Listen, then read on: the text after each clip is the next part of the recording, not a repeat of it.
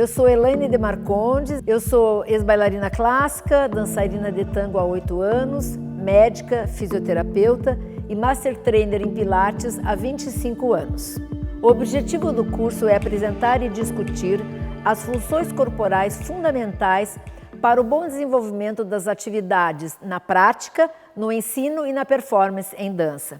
Abordar o conjunto das funções musculoesqueléticas, considerando que as atividades corporais funcionais e bem orientadas, sejam técnicas ou complementares, são fundamentais para manter a permanência e a longevidade do corpo que dança. O curso é dividido em 4 partes. Na primeira aula, nós falamos sobre coluna vertebral, tronco e cabeça. Na segunda aula, nós abordamos a cintura pélvica e os membros inferiores. Na terceira aula, o tema é cintura escapular e membros superiores, e o tema da quarta aula é mitos e verdades do trabalho corporal em dança. Para quem está nos acompanhando a partir de agora, é importante assistir às aulas 1 e 2 e seguir conosco. Em cada uma das nossas 3 primeiras aulas, nós vamos dividir a discussão do tema em anatomia, funções e movimentos, movimentos funcionais, as lesões mais frequentes na dança e vou deixar aqui para vocês uma sequência de movimentos para vocês praticarem em casa.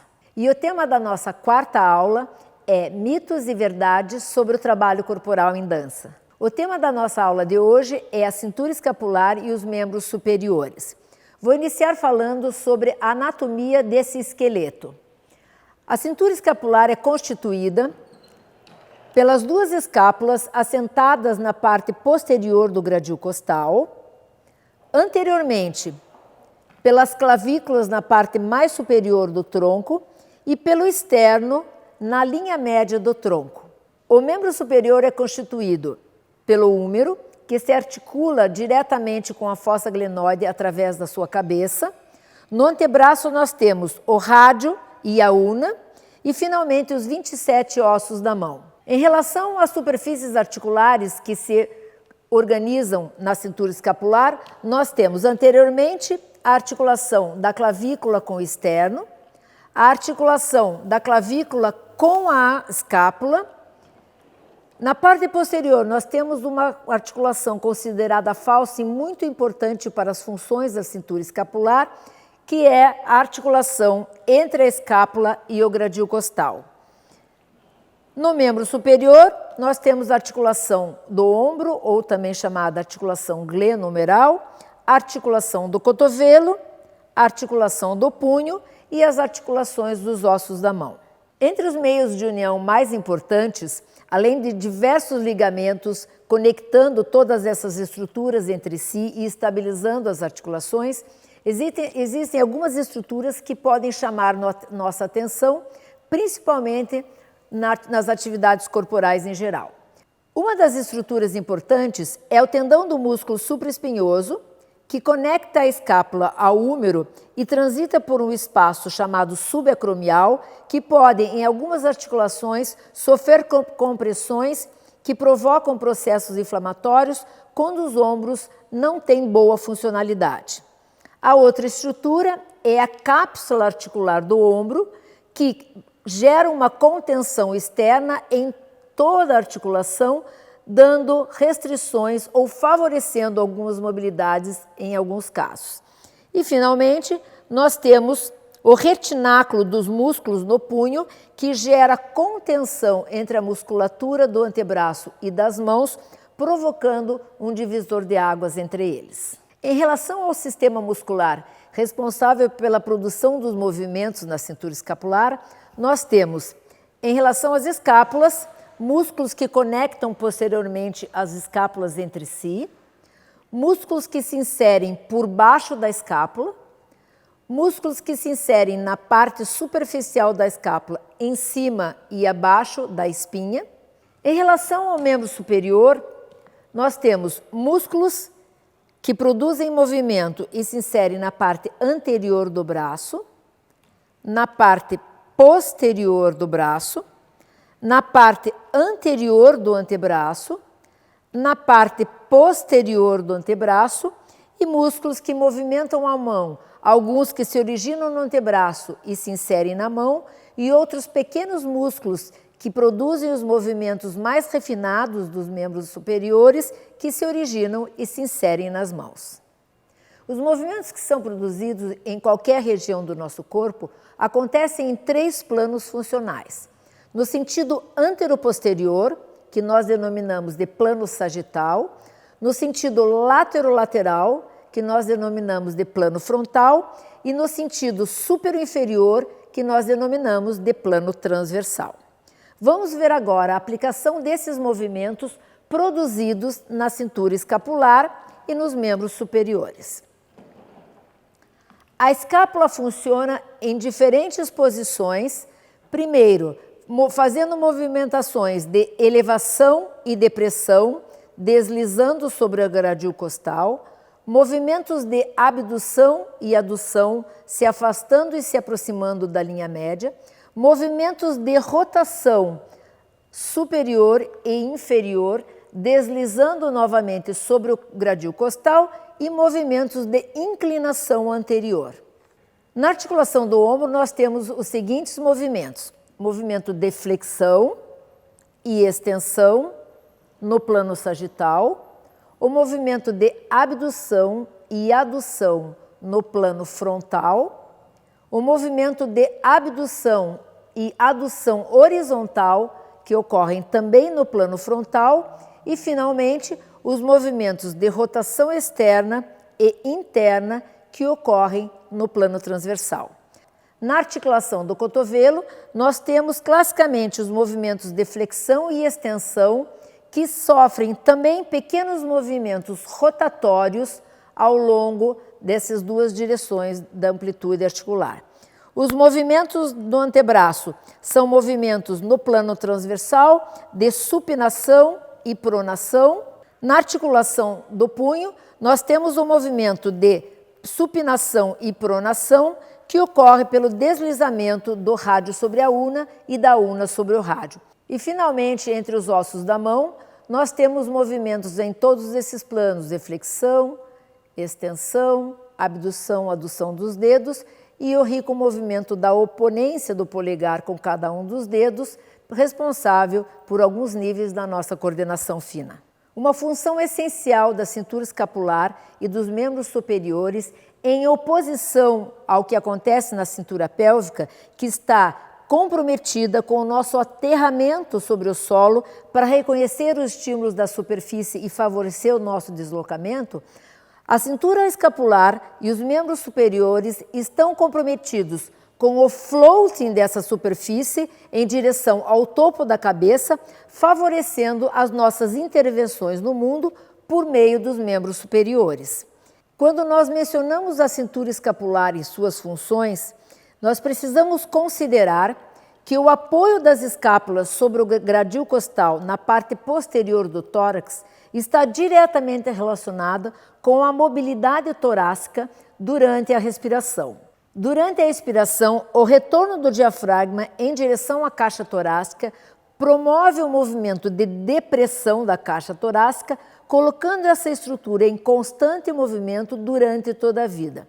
A mobilidade da caixa torácica promove o deslizamento da escápula sobre essa superfície, gerando estímulos proprioceptivos muito importantes para a função da cintura escapular e dos membros superiores. Os movimentos funcionais em qualquer das regiões do nosso corpo estão matricialmente disponíveis no nosso sistema nervoso central.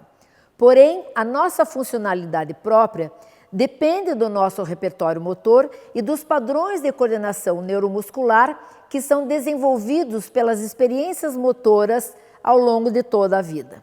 Os padrões de coordenação neuromuscular dos membros superiores envolvem os movimentos rotatórios presentes na articulação do ombro, do cotovelo e do punho.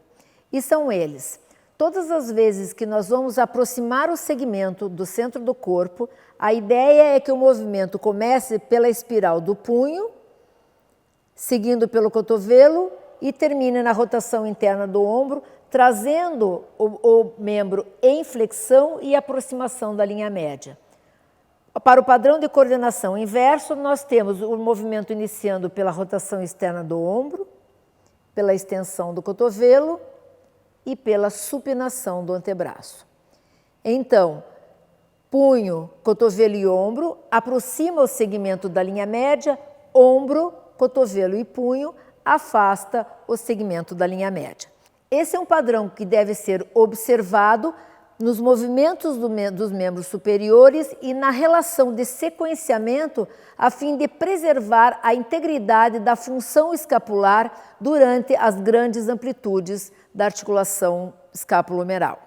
Quando nós temos alteração desse padrão funcional de coordenação entre as três articulações do membro superior, um dos erros mais comuns é a substituição das amplitudes coordenadas nessas articulações pela elevação do ombro, o que acaba gerando compressões na região cervical e naquele espaço subacromial por onde transita o tendão do músculo supraespinhoso, criando processos inflamatórios nesse local.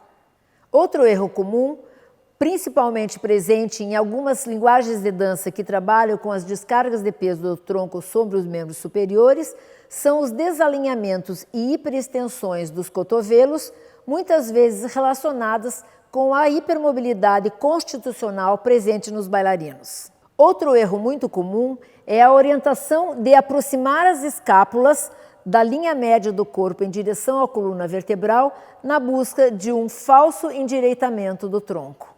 As lesões mais frequentes provocadas pelas práticas de dança em geral são as distensões musculares dos músculos estabilizadores da escápula, as lesões tendinosas pela compressão do espaço subacromial e as lesões articulares que cursam com luxação da articulação do ombro quando são traumáticas ou provocadas pela hipermobilidade no caso de alguns bailarinos. Eu preparei uma sequência de movimentos para vocês praticarem em casa que consideram esses padrões de coordenação dos movimentos rotacionais entre ombro, cotovelo e punho e a característica de movimentos elásticos e pulsados que favorecem as funções da cintura escapular e das articulações dos membros superiores.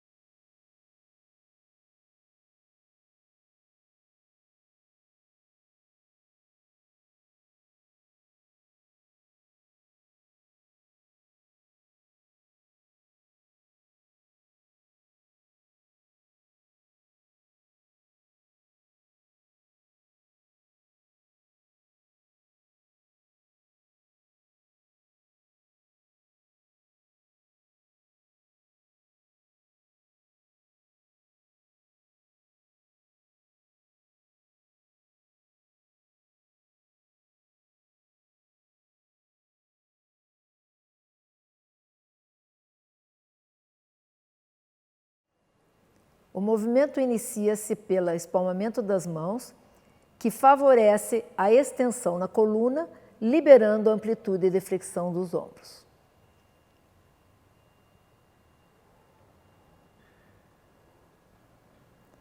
O movimento associado da cabeça libera possíveis compressões no movimento dos ombros ao nível da coluna cervical.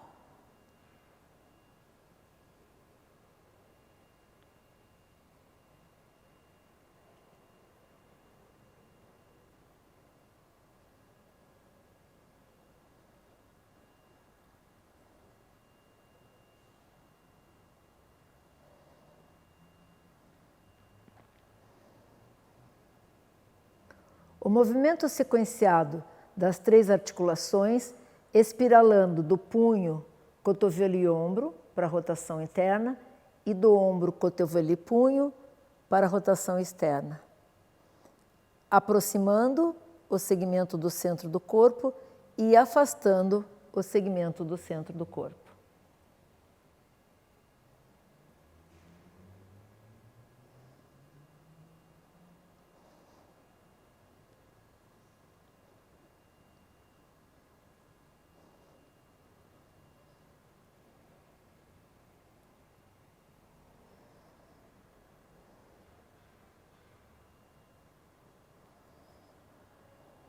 O movimento começa pela rotação externa dos ombros para afastar os braços do centro do corpo. O movimento começa pela espiral interna dos punhos para aproximar os braços do centro do corpo.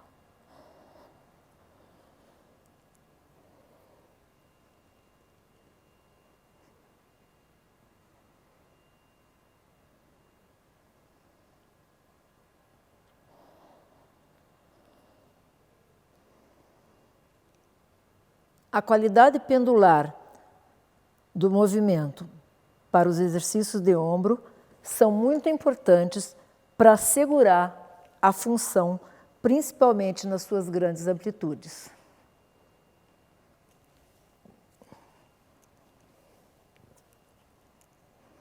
Da mesma forma, os movimentos pulsados em oposição são importantes para a preservação da sua função. É importante lembrar que a função respiratória pode assistir à movimentação dos ombros todas as vezes que na inspiração o tórax expande e favorece o afastamento dos segmentos da linha média do corpo. E durante a expiração, a depressão do tórax favorece a aproximação dos braços da linha média do corpo. Chegamos ao final da nossa aula de hoje e eu espero encontrar vocês na próxima semana para conversarmos sobre mitos e verdades do trabalho corporal em dança. Até lá!